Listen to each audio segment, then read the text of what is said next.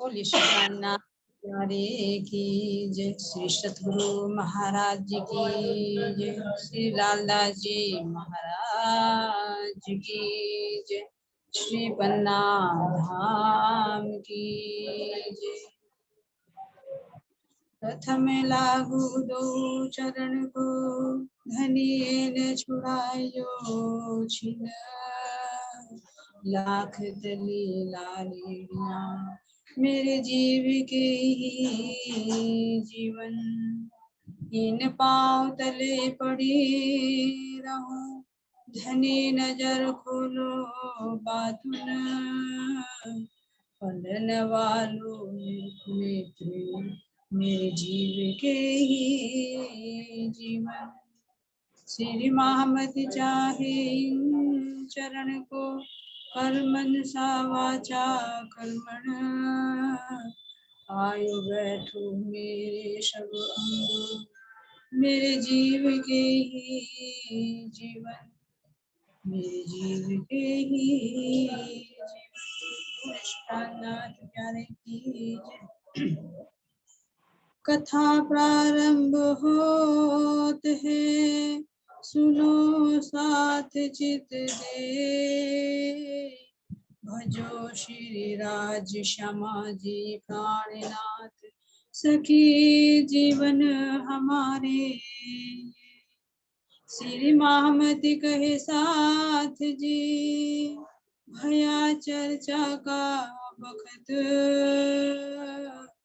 अब तुम सुनियो चित दे, लाल आगे आए बैठे इन तखत। लाल आगे आए बैठे इन तखत।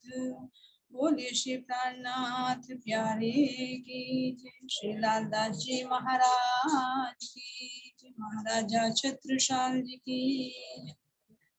तो सुंदर साथ जी अब हमारी कोमल सखी जी वर्णन करेगी जो अष्टपैर का माला मंगलाचरण है और पन्ना जी में प्रवेश कर जाते हैं श्री जी।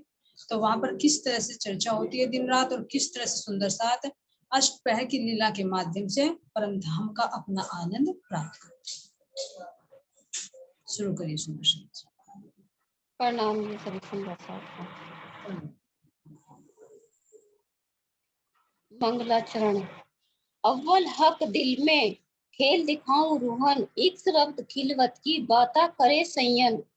मूल स्वरूप अतीत ने सबसे पहले अपने दिल में लिया कि मैं अपने अंगनाओं को माया का खेल दिखाऊं, क्योंकि परमधाम में अनादिकाल से सखी और श्यामा जी के बीच में प्रेम संवाद चल रहा था कि हमारा इक्स यानी कि हमारा प्रेम बड़ा है और हमें आपको रिझाते हैं।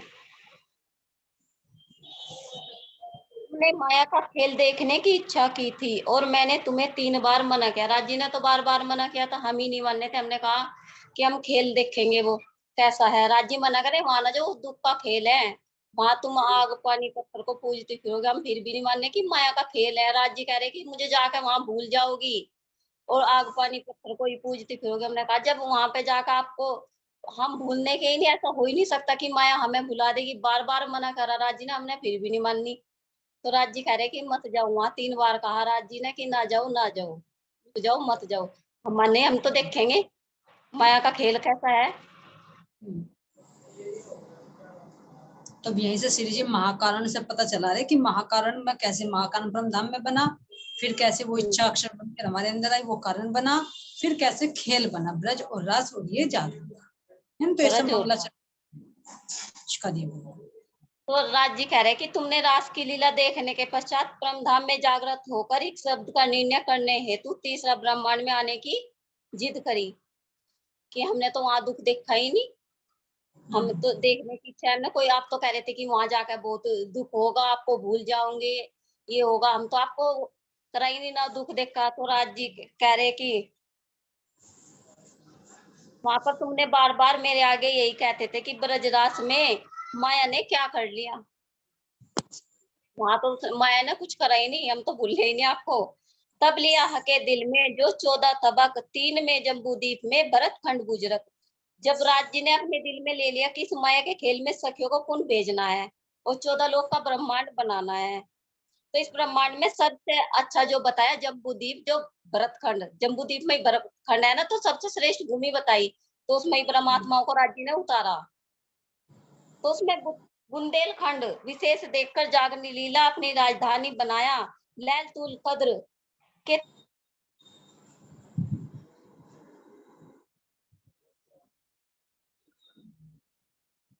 आपकी आवाज बंद हो गई, आप म्यूट हो गए। आप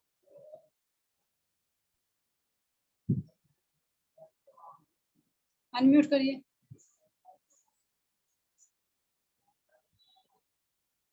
अनम्यूट करिए, आप हो नहीं रहे।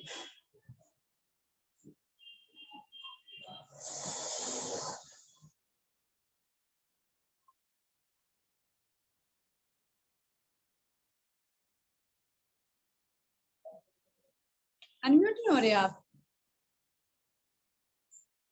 इनकी जो तीसरा तकरार, उसमें भी बुंदेलखंड को विशेष देखकर जागनी लीला की अपनी राजधानी बनाया। लैलतुल कद्र के तीसरे तकरार में होने वाली जागनी लीला का केंद्र भी यही स्थान रहा, इसलिए इसकी महिमा अखंड कही गई है। बुंदेलखंड जो हमारा पन्ना में बताया ना, ये जागनी रात तो पन्ना में चल रहा ना हमारा, वहां से शुरुआत हुई।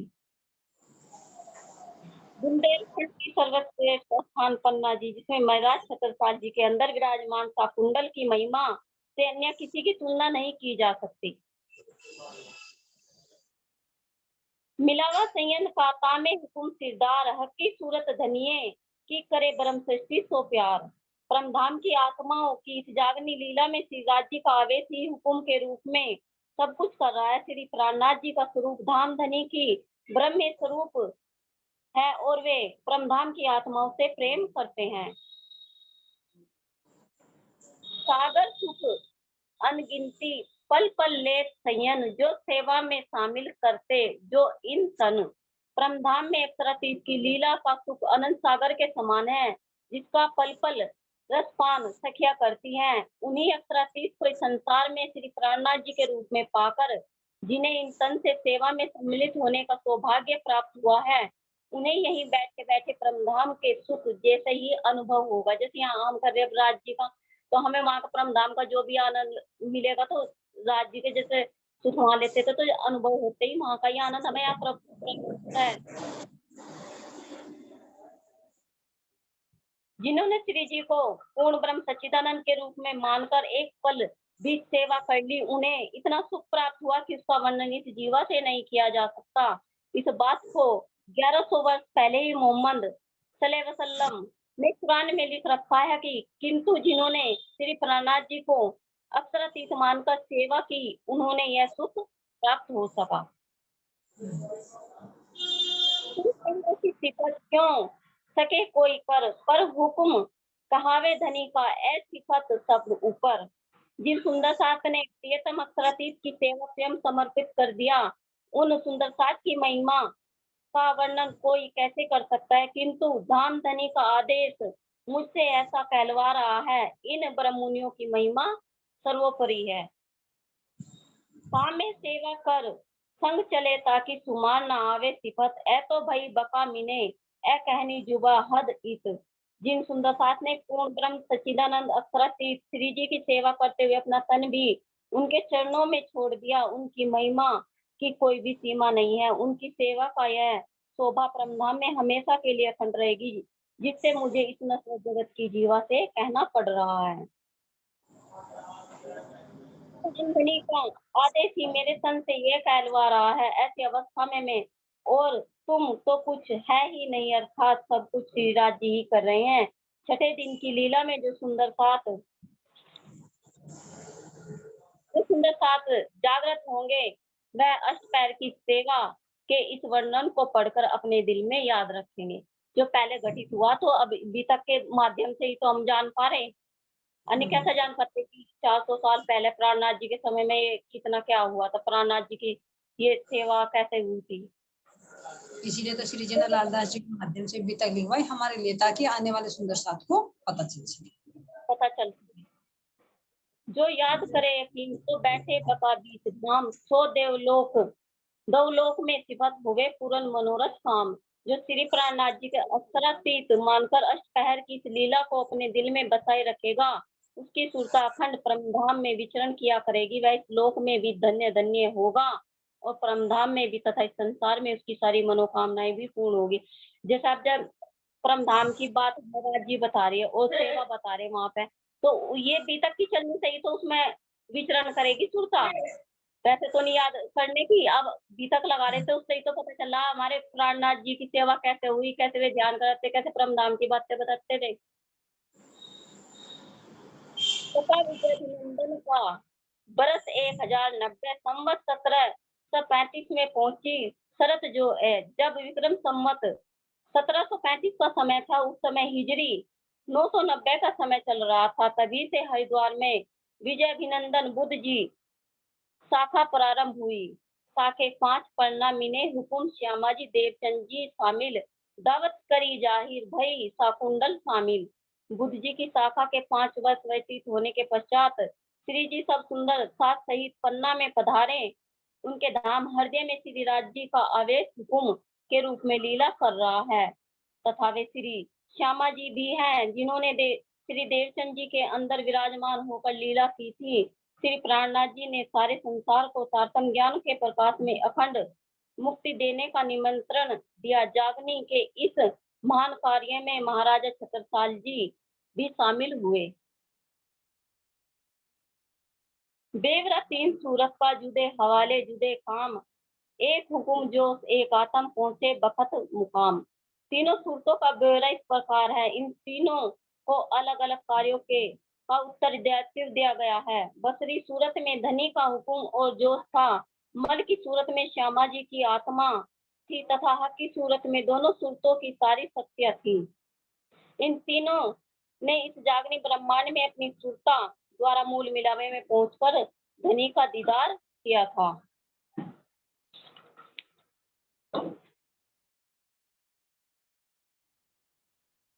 इन तीनों स्वरूपों की सुरता परमधाम में पहुंची। इन तीनों ने धाम धनी से आत्मिक स्वरूप से बातें की और धनी से 90,000 हर्पों में समाहित ज्ञान को सुना। इस प्रकार परमधाम का सारा ज्ञान इन तीनों सुरतों में विद्यमान हो गया। जैसे तीनों सूरतें बल्कि ये तीनों सूरतें पहुंची थी, इन्होंने अपने जैसे कि अपनी चलनी अपने उसके जैसे पात्रता थे उसके हिसाब से वहां की बातें करी आके यहाँ पे। जैसे 90,000 हर्फ दिए थे, इन पे हर्फों में समाहित किया था। हाँ, तो 3 रूप धारण करके है ना, बसरी, मलकी और हक्की। बसरी मलकी में धनी देव जी और हक्की में मामूदी सिर। तो इन्होंने 63 वर्ष तक लीला की। जो मोहम्मद साहब आए और जो धनी देवचंद जी महाराज जी आए, इन्होंने 73 वर्ष तक लीला की और महामती श्री प्राणनाथ जी ने यहाँ पर उस से 76 वर्ष तक यहाँ पर लीला की। बसरी मलकी हक्की श्रीराज जी हुकुम की 3 सूरतें कुरान के सूरा मरियम पारा 16 में वर्णित हैं। इन तीनों ने अपने परमधाम के ज्ञान से संसार के जीवों को अखंड मुक्ति दी। बसरी सूरत ने ब्रह्मचर्यों के लिए पुनः आने का वायदा किया। ये तो जी जैसे बसरी मोहम्मद साहब जी थे, तो इन्होंने जब अरब में आए थे तो तब वादा करके गए थे ना कि मैं जब कल के दिन हाँ जब कल के दिन इमाम मेहंदी प्रकट होंगे तो मैं भी उनके साथ में आऊंगा। आई 1000 सूरत जो बसरी दूसरी 10वीं सदी में निजधाम से उतरी। मल की सूरत से 1000 वर्ष पहले बसरी सूरत मोहम्मद सल्लल्लाहु के रूप में अवतरित हुई। दूसरी सूरत में श्यामा जी की आत्मा थी, वह परमधाम से 10वीं सदी में मारवाड़ में अवतरित हुई। तीसरी जो हक की कही 3 आई वारसी दोए मता 3 सूरत का किया हुक्म जाहिर हुई। तीसरी सूरत श्री प्राणनाथ जी के रूप में अवतरित हुई। इसमें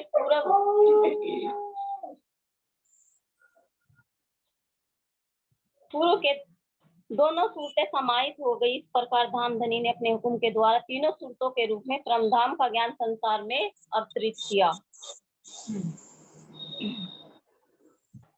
हुकुम श्री देवचंद जी श्यामा जी तीनों फैले हाल खुदा इनो पर ना कोई इन मिसाल। हुकुम के स्वरूप श्री मोहम्मद सल्लल्लाहु अलैहि मलकी स्वरूप श्री देवचंद जी, जिनके अंदर श्यामा जी की आत्मा थी, हक की सूरत श्री प्राणनाथ जी के रूप में।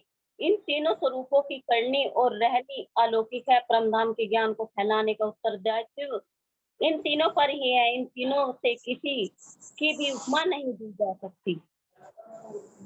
रोशनी की सूरत की तीनों जुदे जहूर, बैठक बका बारीकियां किए जाहिर तीनों नूर।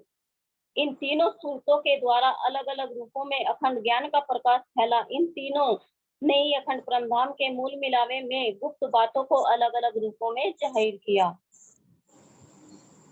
हुकुम जो पर आए निधान दोए, जिन देखा सो जाहिर किया, इन बिना जाने ना कोई। बसरी सूरत के रूप में परमधाम की दो सत्या हुकुम अक्सर की आत्मा तथा जोत सत्या अक्सर ब्रह्म की आत्मा ने महराज में जो कुछ देखा उसके संकेतों में कुरान के अंदर जाहिर किया। मोहम्मद साहब ने हजरत अली को कुछ पात्र समझाकर तरीकत की बंदगी बताई और परमधाम की कुछ बातें संकेतिक रूप में कही। इनके अतिरिक्त और कोई भी परमधाम के ज्ञान को नहीं जान सका। सभी शरीयत में ही उलझे रहेंगे। रूह होके मलकी मीने रूह अपना दिया खिताब, तो कुंजे कुरमान की सबो दिखाए हयात अब। मलकी सूरत के रूप में धामधनी अपनी अल्लाह दीनी शक्ति श्री श्यामा जी को भेजा और इस खेल में उनका धाम हृदय में विराजमान होकर अपनी शोभा दी। सभी धर्म ग्रंथों के रहस्यों को खोलने वाले तारतम ज्ञान की कुंजी लेकर आई और उन्हें सबके लिए परमधाम के अखंड प्रेम और आनंद का दरवाजा खोल दिया। हक हिकमत हकीमी ने जीत आई अकल नूर, तीन मता लिया सदन का जाहिर किया बका जहूर। हक की सूरत में अक्षरातीत पर ब्रह्म का संपूर्ण तत्व ज्ञान व समर्थ्य विद्यमान होने से इनकी महिमा सर्वोपरि है। इस स्वरूप के अंदर अक्षर ब्रह्म की जागृत बुद्धि के द्वारा तारतम वाणी का प्रकाश फैला। इस प्रकार इस स्वरूप में अन्य दोनों स्वरूपों का ज्ञान समाहित हो गया तथा अखंड परमधाम की शोभा एवं लीला भी जाहिर हुई। दूनी पैदा जुल्मत से हिरस हवा शैतान, सो पहुंचे कंडे लो चढ़े न चौथे आसमान। इस संसार के प्राणियों की उत्पत्ति मोहतत्व निराकार से हुई है। उनके अंदर लोभ लालच आदि मायावी प्रवृत्ति स्वाभाविक रूप से होती है। वे बहुत प्रयास करने पर भी निराकार से आगे नहीं जा पाते। उनके लिए परमधाम की प्राप्ति असंभव है। जो पर ब्रह्म को जानता ही नहीं, उसके बारे में सोचते नहीं, पता ही नहीं कुछ, तो वो कैसे जा सकता है वहां तक? वो तो नहीं हो सके, अवगमन में ही पता रहेगा कि जहाँ तक विश्वास हो जाएगा, जहाँ तक की पहचान हो जाएगी, वो उसे परमात्मा कहते हैं। तो उससे आगे की जब उसके मन में ही आती है कि ऊपर तो कुछ है ही नहीं, बस यही है जो कुछ है, तो वही स्थिर हो जाएगा। इसीलिए कह रहे इसमें तीनों का वर्णन दिया है कि जीव सृष्टि, ईश्वर सृष्टि और ब्रह्म सृष्टि। जीव सृष्टि शून्य निराकार तक, ईश्वर सृष्टि अक्षरधाम तक और ब्रह्म सृष्टि परमधाम।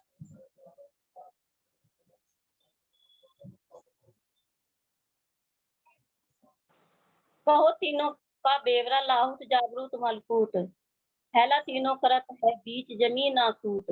अब मैं तीनों सृष्टियों का विवरण देता हूँ। इन तीन धाम धनी धाम है जिन जीव सृष्टि का वैकुंठ, ईश्वर सृष्टि का बेहद मंडल या अक्षरधाम तथा ब्रह्म सृष्टियों का परमधाम लाहूत। ये तीनों सृष्टियां इस समय जागनी लीला में पृथ्वी लोक के ऊपर आचरण कर रही हैं। सैया वायदत में इनके फैले तीन मापक, तो समझे अपनी जात को निज दाम जिनका हक। परम सृष्टियों के मूल तन परमधाम की वायदत में है, इसीलिए उनका आचरण भी प्रेम और तत्व के रस से भरा होता है। तारतम वाणी के प्रकाश में अपनी जाति राज्य श्यामा जी सखिया अक्षर ब्रह्म महालक्ष्मी यथार्थ पहचान कर लेती हैं। उसके सहलीला अद्वैत परमधाम में इनके प्राणेश्वर प्रति लीला करते हैं। और जबरूती आए लगी इन सोहबत, तो आई नूर अकल बीच जो अक्सर की निस्बत। इन ब्रह्म सृष्टियों के साथ ईश्वरीय सृष्टि का समूह भी इस मायावी खेल को देखने के लिए आया हुआ है। इनके अंदर अक्सर की जागृत बुद्धि का ज्ञान का प्रकाश रहता है और इनका संबंध अक्सर ब्रह्म से होता है। तीसरी सृष्टि जीव सृष्टि होती है, जिसके अंदर वैकुंठ की स्वप्नमयी बुद्धि होती है। यह नकल की नकल अर्थात ईश्वरीय सृष्टि की नकल होती है और यह निराकार से आगे नहीं चल पाती। जिस समय अरब में हुक्म के रूप में मोहम्मद साहब का अवतरण हुआ था, उस समय परमधाम की कोई भी धर्म सृष्टियां अरब में नहीं आई थी, इसलिए हकीकत और मार्फत के अलौकिक ज्ञान को किसके आगे सुनाते। जब मोहम्मद साहब आए थे, जब धर्म सृष्टियां भी नहीं थे, तो जो परमधाम का ज्ञान था तो किसे सुनाते, तो तब वे कह कर गए थे कि जब वे आएंगे, इमाम महदी आएंगे, मैं उनके साथ आऊंगा, तब ये रास्ते खुलेंगे। जिस 90,000 हड़प दिए थे उन्हें।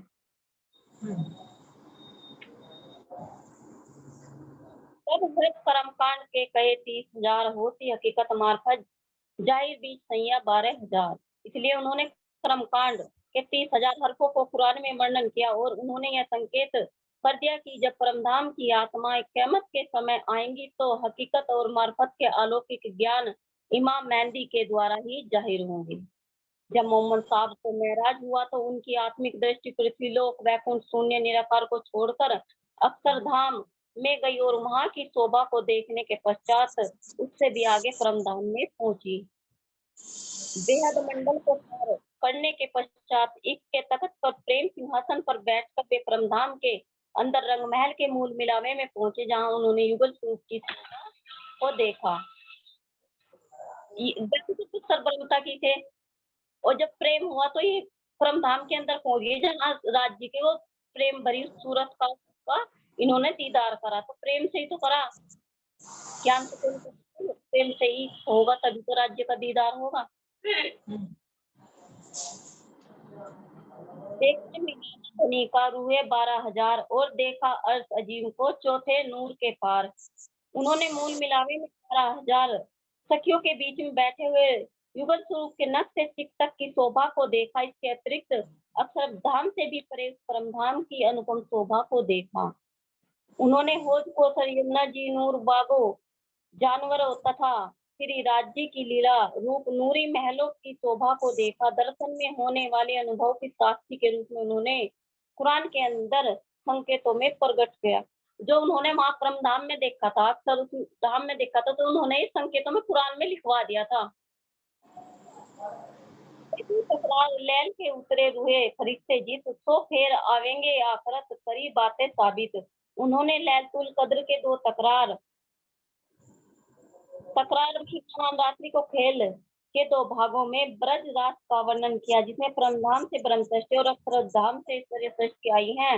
मोहम्मद साहब ने यह भी भविष्यवाणी की कि क़यामत के समय ये दोनों सृष्टियां पुनः आएंगी। श्री प्राणनाथ जी ने तारतमवाणी के द्वारा उसे सत्य प्रमाणित कर दिया। इन ब्रह्म सृष्टियों और ईश्वरीय सृष्टियों के आने की बातें भविष्यवाणी का कथन करने वाले हिंदू धर्म ग्रंथों में भी की गई है। माया के इस खेल को देखकर ब्रह्म सृष्टि अपने मूल घर वापस चली जाएंगी, इस बात में अब किसी को शक नहीं रहेगा। कोई भी इन मोमिनों की सेवा करता है या महिमा कहता है, वह परब्रह्म की सेवा और महिमा के समान होती है। इस संसार में मोमिनों की सेवा तथा महिमा का गायन के सम्मान और कोई बंदगी नहीं है। और सुनत जमात की जो बातें हक सोबत, तिनको दीदार जो करे ताकि ना आवे जुबा सिफत। तातमवाणी के प्रकाश में जो ब्रह्ममुनि अक्षरातीत पर अटूट श्रद्धा रखते हैं और धामधनी की शोभा व श्रृंगार में खोए रहते हैं, उनका दर्शन भी संसार का जो जीव कर लेता है तो उसके सौभाग्य का वर्णन जीवा से नहीं हो सकता। तो इन जमात की क्यों कहूँ शोभा, इन मुख अशोभा शब्दातीत की कहियो ना जाए सुख। इन ब्रह्मात्माओं की परमधाम में जो अखंड शोभा है, उसका वर्णन मैं इस मुख से कैसे कहूँ। उनकी यह शोभा बेहद मंडल से परे अखंड परमधाम की है। उनके अनंत सुखों का भी वर्णन कर पाना संभव नहीं है। उनकी महिमा का गायन सुखदेव जी ने श्री मद भागवत में और वेद व्यास जी ने अनेक ग्रंथों में किया। ब्रह्मा विष्णु और शिव आदि देवता भी अपने चित में इन की चरण धूलि पाने की इच्छा रखते हैं और नाम खेत लेऊं ब्रह्मांड के धनी ऊपर सब कोई सेवे सने सो अपना इष्ट चित धर। ब्रह्मांड के स्वामी कहे जाने वाले इन त्रिदेवों से परे और कौन है जिनका नाम लेकर बताऊं। तारतम ज्ञान से इनके स्वरूपों की पहचान कर देने वाला संसार का हर प्राणी इन्हें अपना इष्ट मानकर अपने हृदय में बसा लेता है और प्रेम पूर्वक सेवा करता है। अब तो ब्रह्मण्यों की महिमा के संबंध में कहने के लिए संसार में कोई उदाहरण नहीं बचा। यदि अखंड परमधाम की दृष्टि से देखा जाए तो इनकी महिमा अनंत है।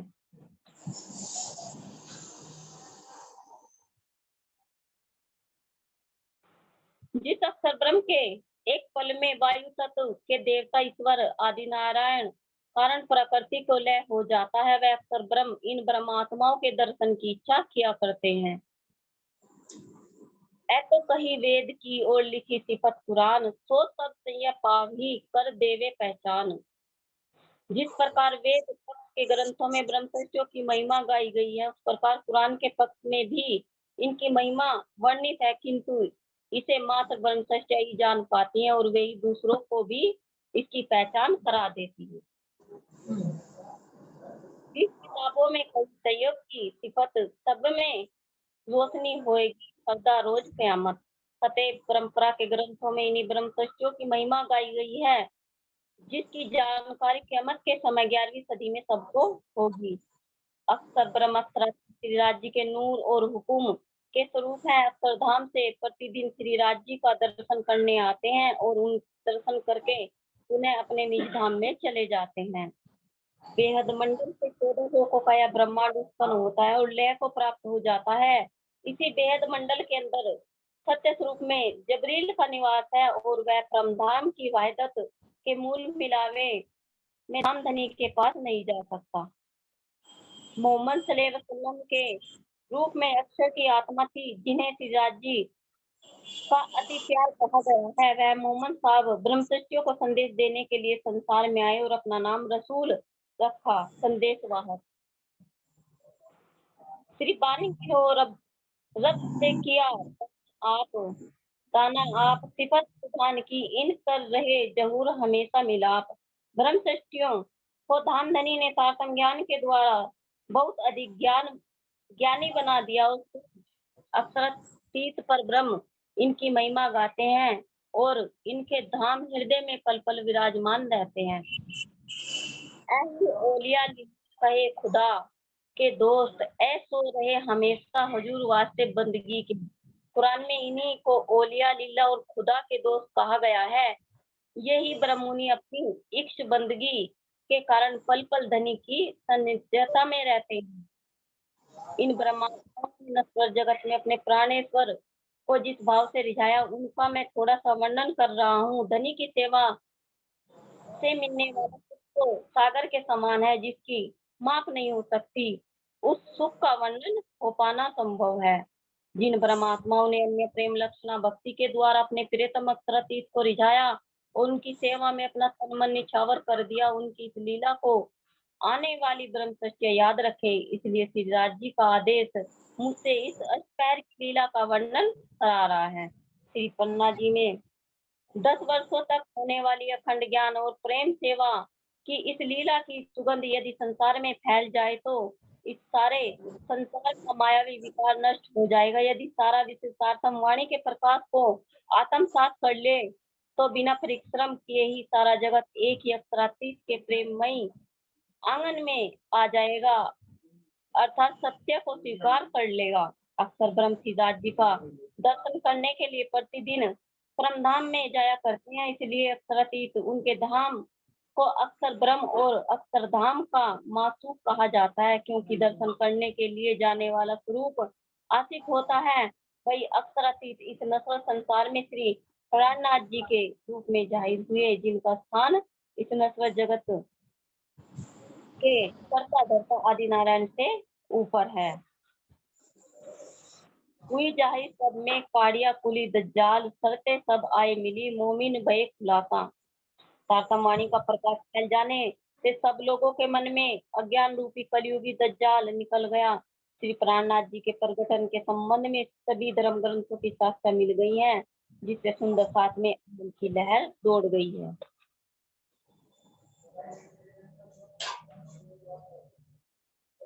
एक ही पहले आए पहुंचे किया रसूल दीदार, तिनको द्वारा जो भिष्ट का खोला परवरदिगार। सबसे पहले ब्रह्मसृष्टियों ने तारतम्यवाणी के रूप में श्री प्राणनाथ जी की पहचान की और उनका दर्शन किया। प्रेम सागर अक्षरातीत ने उनके जीवों के लिए सत्य स्वरूप की अखंड बहिष का दरवाजा खोल दिया। इसके पश्चात दूसरी सृष्टि ईश्वरीय सृष्टि श्री प्राणनाथ जी के चरणों में आई, जिन्हें श्री प्राणनाथ जी ने सत्य स्वरूप की दूसरी बहिष में अमृतमयी अखंड रस दिया।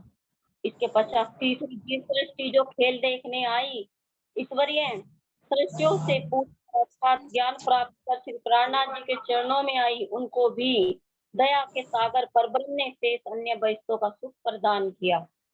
जब सारे संसार में संवाणी का प्रकाश श्री प्राणनाथ जी के प्रकट होने का शोर मच जाएगा, तब सभी ईश्वरीय सृष्टि अपने निज धाम बेहद मंडल में पहुंच जाएंगी और अक्षर ब्रह्म की नींद समाप्त हो जाएंगी। जब अक्षर ब्रह्म जगत अवस्था में जागृत अवस्था में इस जागनी लीला को याद करेंगे तो आठों बहिष्ठे बेहद मंडल में अखंड हो जाएंगी। खेल के तीनों भाग ब्रज रात व जागनी लीला को याद करते ही अक्षर ब्रह्म की दृष्टि में आठों बहिष्ठ शोभायमान होने लगेंगी। ब्रह्म सृष्टि अपने प्राणेश्वर अक्षरातीत के साथ रंग महल मूल मिलावे में अपने मूल तन में जागृत हो जाएंगी। इस प्रकार वे इस मायावी खेल में जागनी लीला का आनंद देखकर अपने परम धाम में वापस जाएंगी। माँ मत कही ए मोमिनो सुनियो मंगलाचरण, अपनी भी तक देखियो सुनियो दो सरवन। श्री महामती जी कहते हैं कि साथ जी, आपने अभी प्रियतम अक्षरातीत के चरणों में प्रस्तुत किया गया मंगलाचरण सुना। अब आप अपने दोनों कानों से अष्टपहर की उस लीला का वर्णन सुनिए, जिसमें सुंदर साथ ने श्री प्राणनाथ जी को साक्षात अक्षरातीत मानकर रिझाया।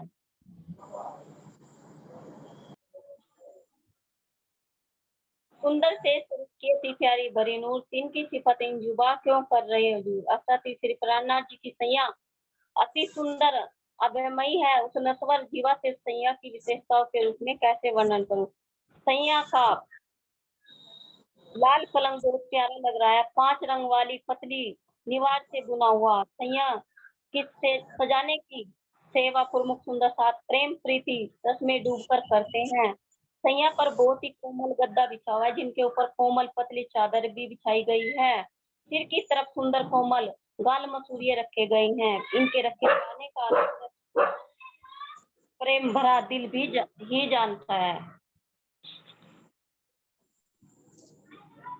चादर को सिलवट से बचाने के लिए चारों कोनों पर के द्वारा बहुत ही कुशलता पूर्वक पलंग के चारों पायों से बांध दिया जाता है। सेज बंद के किनार पर रेशमी खुम्मक लटक रहे हैं।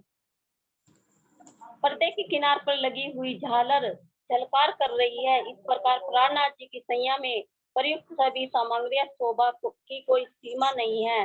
प्रेम के जोश से भरकर प्रेमदास जी सैया बिछाने की सेवा करते हैं और द्वारकादास जी अपनी सेवा को के प्रति बहुत ही सतर्क रहते हैं। इसके पश्चात मथुरा और गंगादास जी ने बहुत लगन से यह सेवा की। इनके साथ परमानंद जी सेवा में संलग्न रहते हैं और अपने आत्मिक सुख की चाहना के लिए सब सुंदर साथ धाम धनी की सेवा करते हैं।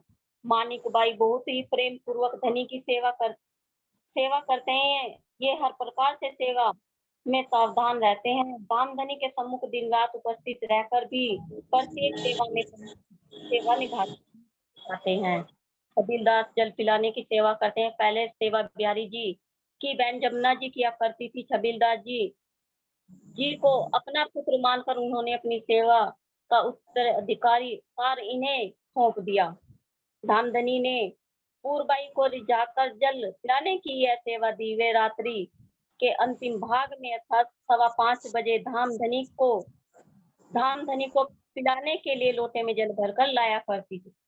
धामधनी के चरणों को दबाने की सेवा रामबाई भी आती है। कुछ दिनों तक खेमदास जी ने यह सेवा की। वे रात्रि बीतने से कुछ पहले ही आ जाया करते थे। इस समय बिहारी दास जी अंगीठी लाते हैं और श्री जी के आग तपाते हैं। उस समय की इनकी सेवा विशेष सेवा है। रतनबाई गुनगुने जल में रुमाल भिगोकर धामधनी को देती है, जिससे श्री प्राणनाथ जी अपने नेत्रों को पहुंचते हैं और रतनबाई अपने शुद्ध व प्रेम भरे हृदय से यह सेवा करती है। धामधनी को वस्त्र पहनाने की सेवा पहले प्रेमदास जी किया करते थे। उनके साथ रामचंद्र जी और नंदराम भी कर रहे थे। वस्त्र पहनाने की यह सेवा वल्लभ भाई के हाथ में चली गई। श्री प्राणनाथ जी शीतकाल में चुस्त पैजामा पहनते, उनके पश्चात सिर पर घोटा और पंडपी पहनते और सुंदर साथ बहुत ही सावधानी पूर्वक पूरे मन से पहनाते और श्री जी उसे धारण करते। श्री जी कभी कभी कस वाला कुर्ता पहनते, जिसमें सोने चांदी के तारों में बेल बूटे बनाए गए होते। वे तारों के से चित्रित पटुके के साथ श्वेत रंग के 2 गरम ऊनी शोले भी ओढ़ते। श्री लालदास जी की अनुपस्थिति में उनके धर्मपत्नी लालबाई कस बांधने की सेवा किया करती। उनके साथ इस सेवा में मरकंद दास जी भी रहा करते। वल्लभ जी भी तथा प्रेम बाई शौचालय के ऊपर चंद्रवा बांधने की सेवा करते। इन्होंने इसे अपनी प्रतिदिन की सेवा मान लिया।